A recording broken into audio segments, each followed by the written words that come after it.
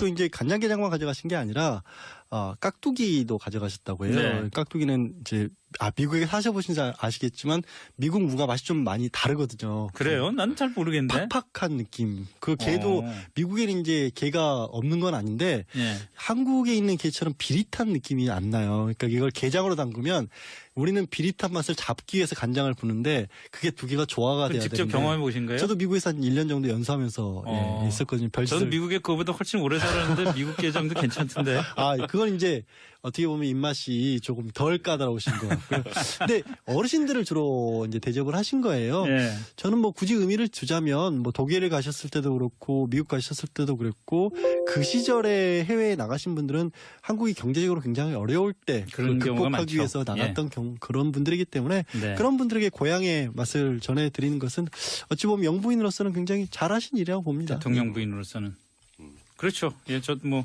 또 간장게장이라는 아이디어가 참 좋았던 것 같아요. 다른 것보다도.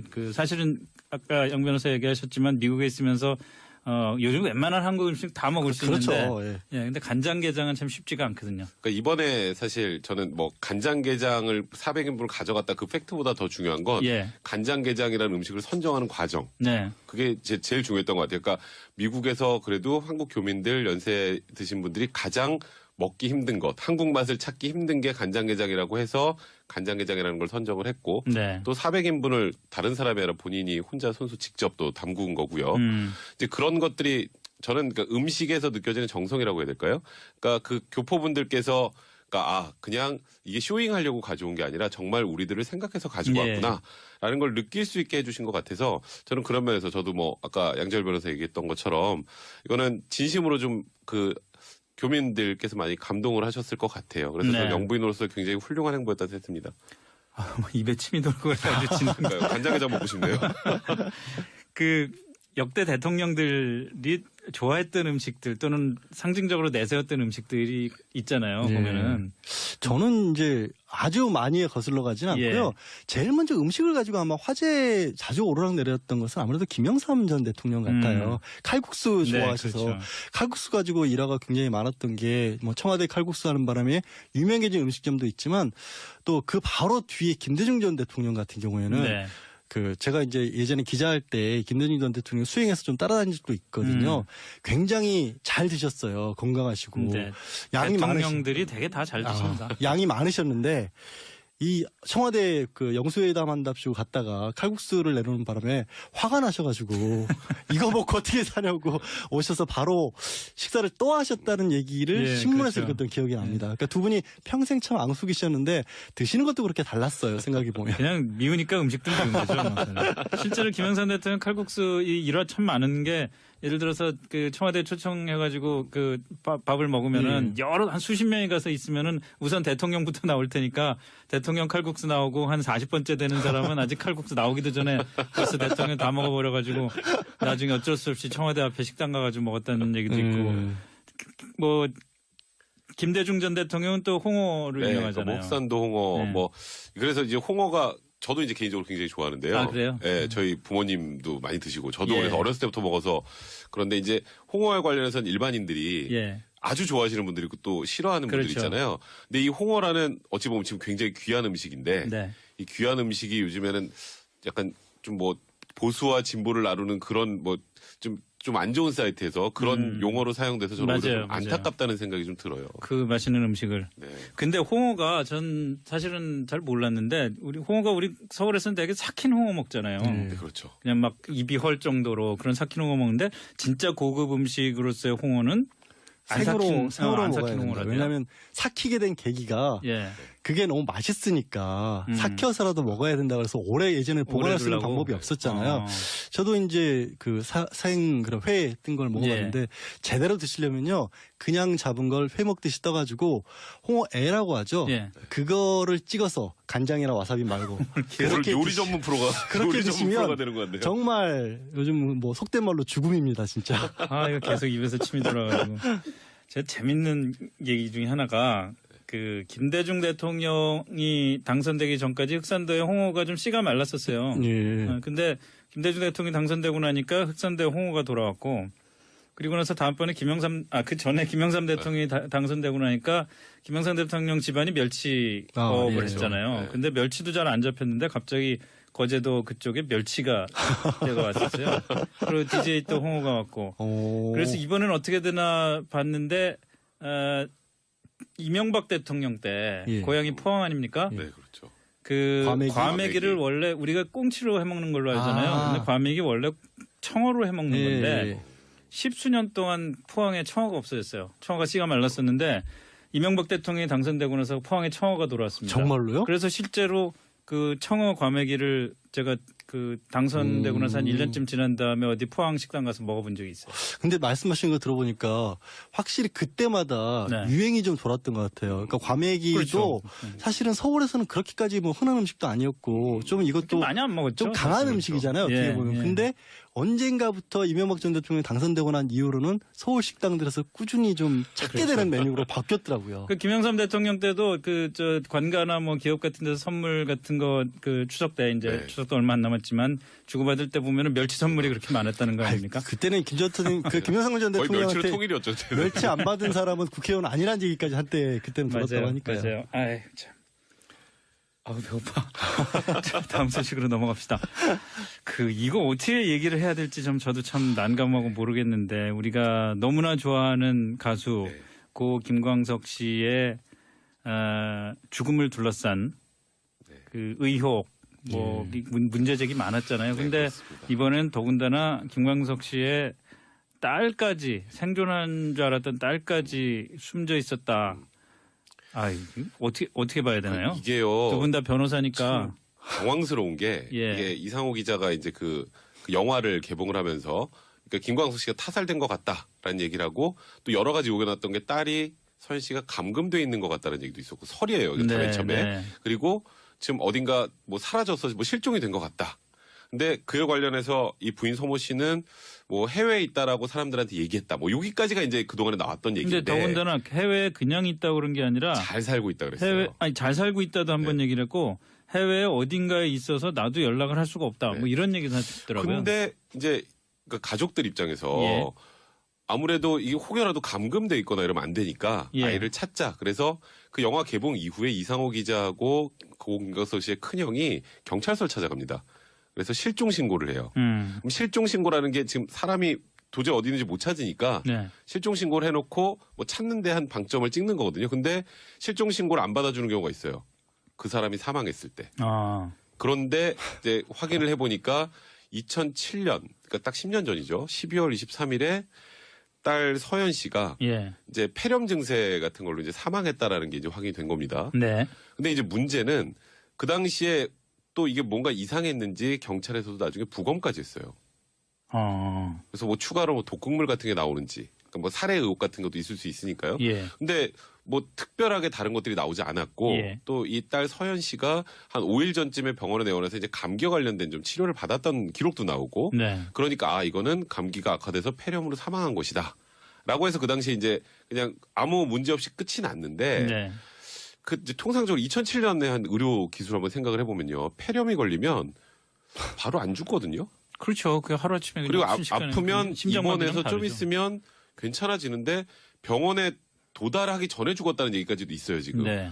근데 그 당일날 이 서현 씨가 사망했다라고 하다 보니까 이거는 뭐 고의로 방치해서 그러니까 사실상 살해와 마찬가지로 방치하다가 아이가 사망한 것이 아니냐라는 지금 그런 의혹이 또 제기가 돼 있는 상황입니다. 근데 더 문제는 이 10년간 이 부인 서모 씨가 이 사실을 사람들한테 알리지 않은 거죠.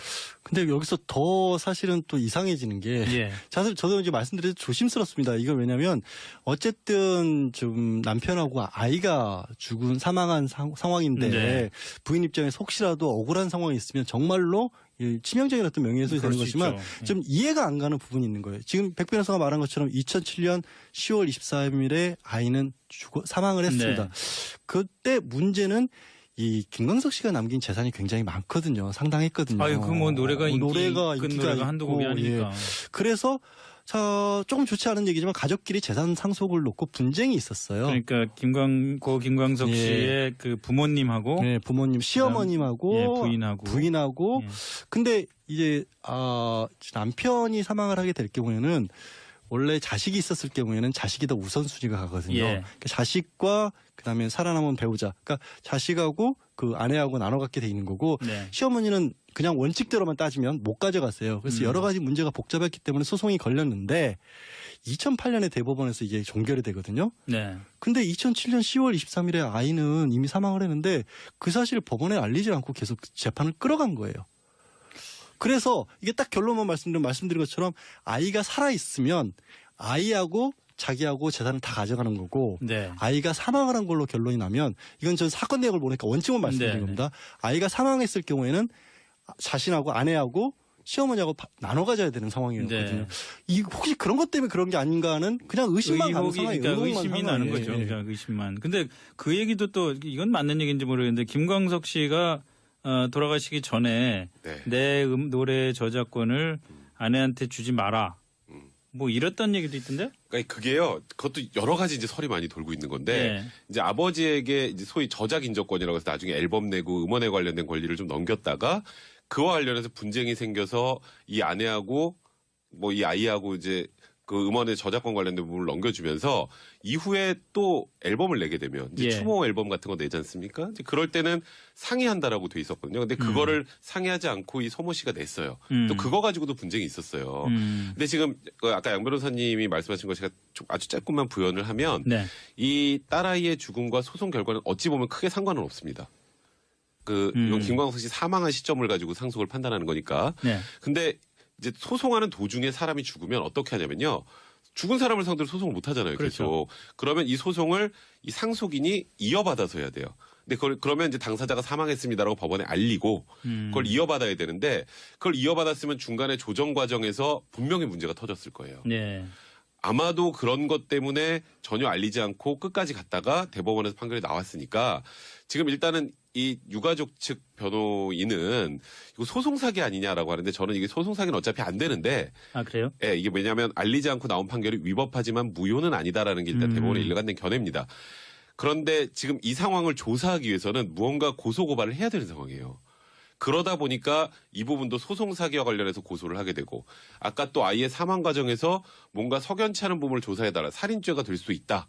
라고 해서 지금 이제 고소장을 넣은 상황이기 때문에 고소장 든 것은 청취자 여러분들께 설명을 해드리자면은 고 김광석 씨의 친형이 네. 검찰에다가 김광석 씨의 부인 서모 씨를 네. 살인 사기 혐의로 네, 그러니까 고소를 한 거죠. 아이에 대한 살인죄. 아이에 대한 살인과 그리고 제가 말씀드렸던 소송사기. 아까 그 소송사기. 근데 예. 소송사기는 성립하기 힘들지만 그래도 그 과정을 조사해달라는 취지로 지금 고소를 하게 된 거죠. 성립하기 힘든데 조사를 검찰이 하나요? 그러니까 지금 사실 원칙적으로 따지면 예. 백 변호사가 얘기한 것처럼 애초에 그러니까 이렇게 두 사람이 합쳐져 버린 거거든요. 예. 그러니까 아이하고 그 아내하고 네. 권리가 합쳐져 버린 거기 때문에 크게 영향은 없다라고 치면 별로 이득이 없기 때문에 뭔가 이익이 있어야 사기인데 예. 애초에 원래부터 가져갈 것처럼 돼 있는 그런 상황이 돼버릴 수가 있기 때문에 별로 이렇게 돈을 가져간 게 없다 추가적으로. 그런데 어쨌든 모르죠. 그 과정에서 이제 그렇게라도 하지 않으면 경찰에서 이렇게 손을 댈 수 있는 여지가 별로 없어요. 경찰 이철성 청장이 또 직접 얘기를 했는데 김광석 씨 딸의 죽음을 둘러싸고 소송 사기죄가 된다면 수사를 하겠다 이렇게 네, 얘기했더라고요. 예. 그러니까 이게 지금 국민들의 진실 규명 의지 뭐 그런 목소리들이 많지 않습니까? 예. 그래서 이게 소송사기가 되는지 판단하려면 그래도 그 과정을 확인은 해야 되잖아요. 예. 그러니까 제가 말씀드렸던 것처럼 아마 결론은 소송사기죄가 안 되는 걸로 날 텐데 그래도 되는지 여부를 확인하는 정도로 하면서 진상규명을 어느 정도까지는 할 수 있으니 이런 취지의 얘기를 한 것 같고요. 소송사기는 아주 간단하게 말하면 제가 양지열 변호사한테 받을 돈이 하나도 없어요. 네. 근데 10억을 받을 게 있다고 소송을 하는 겁니다. 네. 그래서 예를 들어서 뭐 승소 판결을 받고 하게 되면 양지열 변호사 받을 돈이 없는 걸 법원을 속여서 돈을 받아낸 거잖아요. 예. 이제 이런 게 전형적인 소송사기인데 여기서는 이 딸아이가 죽어도 결국은 상속인이 그럼 단독 상속인이 이 부인이 된단 말이에요. 예. 그러면 재산상 이익이 추가로 들어오는 건 없거든요. 어차피 받을 예, 거니까. 그러니까 근데 이제 문제는 이 중간에 뭐 대법원 판결 가기 전에 항소심에서 조정 과정 좀 있었는데 그 과정에서 소송사기죄가 성립될 여지가 좀 있었는지 이제 그런 부분을 보려고 하는 게 아닌가. 뭐 일단 그렇게밖에 추정할 수 없는 것 같습니다. 자, 지금 그 온라인에서 이거 해결하라고 청원이 2만 명을 넘어서 그러다 보니까 이제 정치권에서도 좀 움직이기 시작했는데 민주당의 안민석 의원하고 정의당의 추혜선 의원이 김광석법을 대표 발의를 했어요. 핵심은 이제 공소시효가 완성이 됐다 하더라도 이런 살인 사건 같은 경우에 의혹이 제기되는 살인 사건 같은 경우에 다시 수사를 할 수 있게 한다 이건데 이런 법안이 통과가 될 수가 있습니까? 현실성은 별로 없어 보여요. 사실은 이미 이제 살인죄 같은 경우에는 공소시효는 폐지가 됐거든요. 예. 하지만 그런 제도들이 나중에 바뀌는 거는 그 여태까지 진행하고 있는 사건에서는 앞으로는 이제 공소시효 없앤다 이게 가능해도 네. 이미 다 끝난 사건인데 그러면 만약에 이런 식으로 해버리게 되면은 네. 정말 정말 조금이라도 의심스러운 데는 다 뒤집어가지고 막 몇십 년 전까지 다 찾아낼 수 있지 않습니까? 하지만 또 그 바로 뒤에 김대중 전 대통령 같은 경우에는 네. 제가 이제 예전에 기자할 때 김대중 전 대통령 수행해서 좀 따라다닌 적도 있거든요. 굉장히 잘 드셨어요. 건강하시고. 네. 양이 대통령들이 되게 다 잘 드십니다. 양이 많으셨는데 이 청와대 그 영수회담 한답시고 갔다가 칼국수를 내놓는 바람에 화가 나셔가지고 이거 먹고 어떻게 사냐고 오셔서 바로 식사를 또 하셨다는 얘기를 예, 신문에서 그렇죠. 읽었던 기억이 납니다. 그러니까 두 분이 평생 참 앙숙이셨는데 드시는 것도 그렇게 달랐어요. 생각해 보면. 그냥 미우니까 음식도 미운 거죠. 실제로 김영삼 대통령 칼국수 이 일화 참 많은 게 예를 들어서 그 청와대 초청해가지고 그 밥을 먹으면은 한 수십 명이 가서 있으면은 우선 대통령부터 나올 테니까 대통령 칼국수 나오고 한 40번째 되는 사람은 아직 칼국수 나오기도 전에 벌써 대통령 다 먹어버려가지고 나중에 어쩔 수 없이 청와대 앞에 식당 가가지고 먹었다는 얘기도 있고 뭐 김대중 전 대통령은 또 홍어로 유명하잖아요. 목산도 홍어 네. 뭐 그래서 이제 홍어가 저도 이제 개인적으로 굉장히 좋아하는데요. 아, 그래요? 예, 저희 부모님도 많이 드시고 저도 예. 그래서 어렸을 때부터 먹어서 그런데 이제 홍어에 관련해서는 일반인들이 예. 아주 좋아하시는 분들이 있고 또 싫어하는 분들이 그렇죠. 있잖아요. 근데 이 홍어라는 어찌 보면 지금 굉장히 귀한 음식인데 네. 이 귀한 음식이 요즘에는 약간 좀 뭐 보수와 진보를 나누는 그런 뭐 좀 안 좋은 사이트에서 그런 용어로 사용돼서 저는 오히려 좀 맞아요. 안타깝다는 생각이 좀 들어요. 그 맛있는 음식을. 네. 근데 홍어가 전 사실은 잘 몰랐는데 홍어가 우리 서울에서는 되게 삭힌 홍어 먹잖아요. 네, 그렇죠. 그냥 막 입이 헐 정도로 그런 삭힌 홍어 먹는데 진짜 고급 음식으로서의 홍어는 생으로 안 먹어야 삭힌 된다. 홍어라고요? 왜냐하면 삭히게 된 계기가 예. 그게 너무 맛있으니까 삭혀서라도 먹어야 된다 그래서 오래 예전에 보관할 수 있는 두려고? 방법이 없었잖아요. 저도 이제 그 사행 그런 회 뜬 걸 먹어봤는데 제대로 드시려면요 그냥 잡은 걸 회 먹듯이 떠가지고 홍어애라고 하죠. 예. 그거를 찍어서 간장이나 와사비 말고 오늘 요리 전문 프로가 그렇게 요리 전문 드시면 프로가 되는 것 같네요. 정말 요즘 뭐 속된 말로 죽음입니다 진짜. 아 이거 계속 입에서 침이 돌아가지고 제가 재밌는 얘기 중에 하나가 그 김대중 대통령이 당선되기 전까지 흑산도에 홍어가 좀 씨가 말랐었어요. 예. 근데 김대중 대통령이 당선되고 나니까 흑산도에 홍어가 돌아왔고 그리고 나서 다음번에 그 전에 김영삼 대통령이 당선되고 나니까 김영삼 대통령 집안이 멸치법을 예. 했잖아요. 네. 근데 멸치도 잘 안 잡혔는데 갑자기 거제도 그쪽에 멸치가 때가 왔었어요. 그리고 DJ 또 홍어가 왔고. 그래서 이번엔 어떻게 되나 봤는데 이명박 대통령 때 고향이 포항 아닙니까? 네, 그렇죠. 그 과메기를 과메기. 원래 우리가 꽁치로 해먹는 걸로 알잖아요. 근데 과메기 원래 청어로 해먹는 건데 십수년 동안 포항에 청어가 없어졌어요. 청어가 씨가 말랐었는데 이명박 대통령이 당선되고 나서 포항에 청어가 돌아왔습니다. 정말로요? 그래서 실제로 그 청어 과메기를 제가 그 당선되고 나서 한 1년쯤 지난 다음에 어디 포항 식당 가서 먹어본 적이 있어요. 근데 말씀하신 거 들어보니까 확실히 그때마다 네. 유행이 좀 돌았던 것 같아요. 그러니까 과메기도 그렇죠.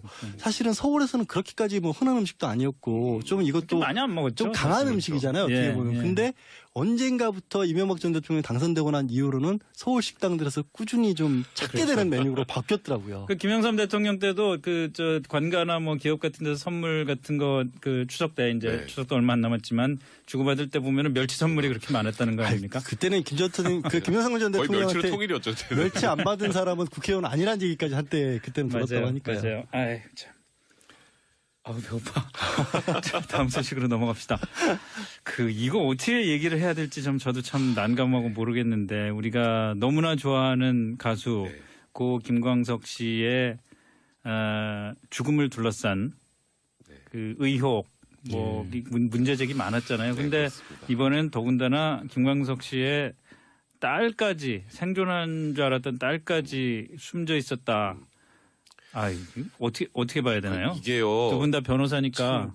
당황스러운 게 예. 이게 이상호 기자가 이제 그 영화를 개봉을 하면서 그러니까 김광석 씨가 타살된 것 같다라는 얘기를 하고 또 여러 가지 요구가 나왔던 게 딸이 서현 씨가 감금돼 있는 것 같다는 얘기도 있었고 설이에요. 이거 맨 처음에. 그리고 지금 어딘가 뭐 사라져서 뭐 실종이 된 것 같다. 근데 그에 관련해서 이 부인 서모 씨는 뭐 해외에 있다라고 사람들한테 얘기했다. 뭐 여기까지가 이제 그동안에 나왔던 얘기인데. 근데 더군다나 해외에 그냥 있다고 그런 게 아니라 잘 살고 있다 그랬어요. 잘 살고 있다도 한번 얘기를 했고 해외에 어딘가에 있어서 나도 연락을 할 수가 없다. 뭐 이런 얘기도 하시더라고요. 근데 이제 그러니까 가족들 입장에서 아무래도 이게 혹여라도 감금돼 있거나 이러면 안 되니까 아이를 찾자. 그래서 그 영화 개봉 이후에 이상호 기자하고 김광석 씨의 큰형이 경찰서를 찾아갑니다. 그래서 실종 신고를 해요. 그럼 실종 신고라는 게 지금 사람이 도저히 어디 있는지 못 찾으니까 실종 신고를 해놓고 뭐 찾는데 한 방점을 찍는 거거든요. 근데 실종 신고를 안 받아주는 경우가 있어요. 그 사람이 사망했을 때. 그런데 이제 확인을 해보니까 2007년, 그러니까 딱 10년 전이죠. 12월 23일에 딸 서현 씨가 이제 폐렴 증세 같은 걸로 이제 사망했다라는 게 이제 확인이 된 겁니다. 근데 이제 문제는 그 당시에 또 이게 뭔가 이상했는지 경찰에서도 나중에 부검까지 했어요. 그래서 뭐 추가로 뭐 독극물 같은 게 나오는지, 그러니까 뭐 살해 의혹 같은 것도 있을 수 있으니까요. 근데 뭐 특별하게 다른 것들이 나오지 않았고 또 이 딸 서현 씨가 한 5일 전쯤에 병원에 내원해서 이제 감기와 관련된 좀 치료를 받았던 기록도 나오고 그러니까 이거는 감기가 악화돼서 폐렴으로 사망한 것이다. 라고 해서 그 당시에 이제 그냥 아무 문제 없이 끝이 났는데 그 이제 통상적으로 2007년에 한 의료 기술 한번 생각을 해보면요. 폐렴이 걸리면 바로 안 죽거든요.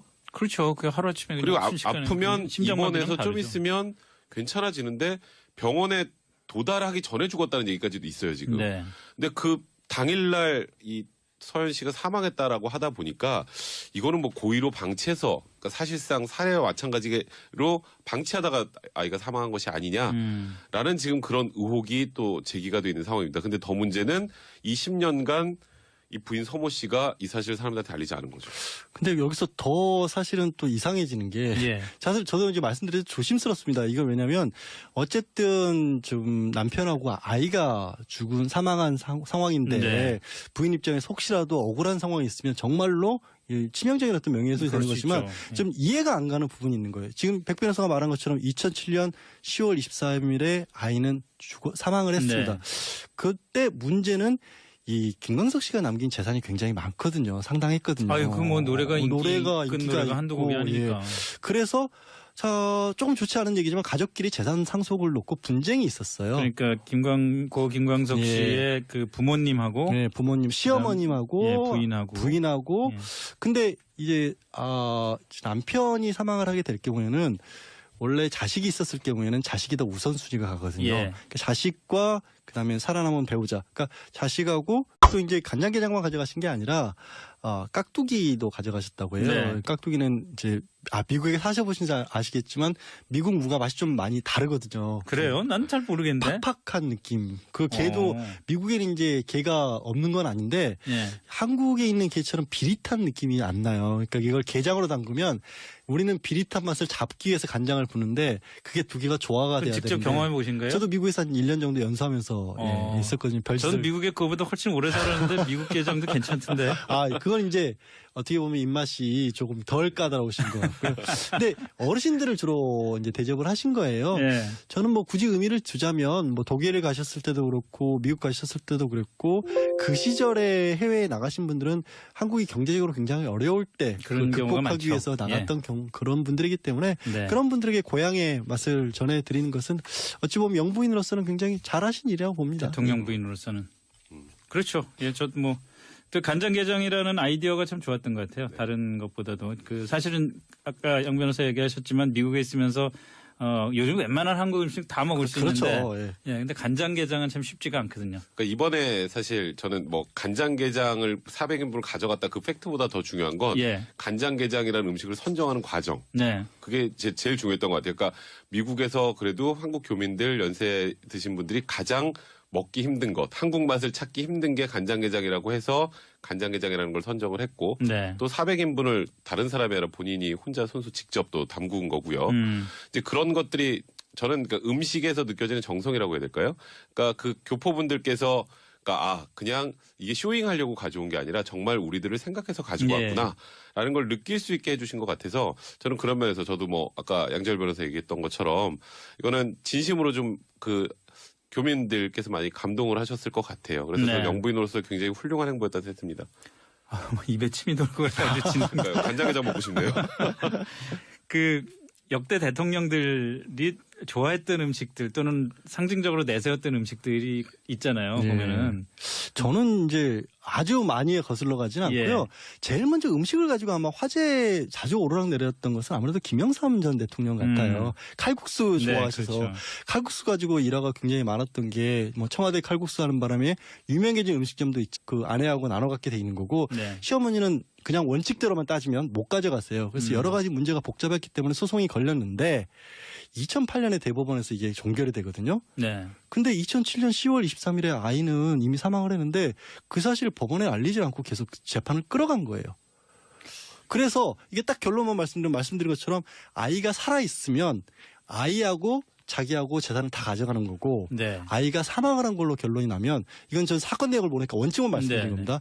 아이가 사망했을 경우에는 자신하고 아내하고 시어머니하고 나눠 가져야 되는 상황이었거든요. 이 혹시 그런 것 때문에 그런 게 아닌가 하는 그냥 의심만 가는 상황이에요. 그러니까 의심이 나는 거죠. 그러니까 의심만. 근데 그 얘기도 또 이건 맞는 얘기인지 모르겠는데 김광석 씨가 돌아가시기 전에 내 노래 저작권을 아내한테 주지 마라. 뭐 이랬던 얘기도 있던데? 그러니까 그게요. 그것도 여러 가지 이제 설이 많이 돌고 있는 건데 이제 아버지에게 이제 소위 저작 인적권이라고 해서 나중에 앨범 내고 음원에 관련된 권리를 좀 넘겼다가 그와 관련해서 분쟁이 생겨서 이 아내하고 뭐 이 아이하고 이제 그 음원의 저작권 관련된 부분을 넘겨주면서 이후에 또 앨범을 내게 되면 이제 추모 앨범 같은 거 내지 않습니까? 이제 그럴 때는 상의한다라고 돼 있었거든요. 근데 그거를 상의하지 않고 이 소모 씨가 냈어요. 또 그거 가지고도 분쟁이 있었어요. 근데 지금 아까 양 변호사님이 말씀하신 거 제가 아주 짧게만 부연을 하면 이 딸아이의 죽음과 소송 결과는 어찌 보면 크게 상관은 없습니다. 이건 김광석 씨 사망한 시점을 가지고 상속을 판단하는 거니까. 근데 이제 소송하는 도중에 사람이 죽으면 어떻게 하냐면요. 죽은 사람을 상대로 소송을 못 하잖아요. 계속. 그러면 이 소송을 이 상속인이 이어받아서 해야 돼요. 근데 그러면 이제 당사자가 사망했습니다라고 법원에 알리고 그걸 이어받아야 되는데 그걸 이어받았으면 중간에 조정 과정에서 분명히 문제가 터졌을 거예요. 아마도 그런 것 때문에 전혀 알리지 않고 끝까지 갔다가 대법원에서 판결이 나왔으니까 지금 일단은 이 유가족 측 변호인은 이거 소송 사기 아니냐라고 하는데 저는 이게 소송 사기는 어차피 안 되는데. 그래요? 예, 이게 왜냐하면 알리지 않고 나온 판결이 위법하지만 무효는 아니다라는 게 일단 대법원의 일관된 견해입니다. 그런데 지금 이 상황을 조사하기 위해서는 무언가 고소 고발을 해야 되는 상황이에요. 그러다 보니까 이 부분도 소송 사기와 관련해서 고소를 하게 되고 아까 또 아이의 사망 과정에서 뭔가 석연치 않은 부분을 조사해달라 살인죄가 될 수 있다라고 해서 지금 이제 고소장을 넣은 상황이기 때문에 고소장 든 것은 청취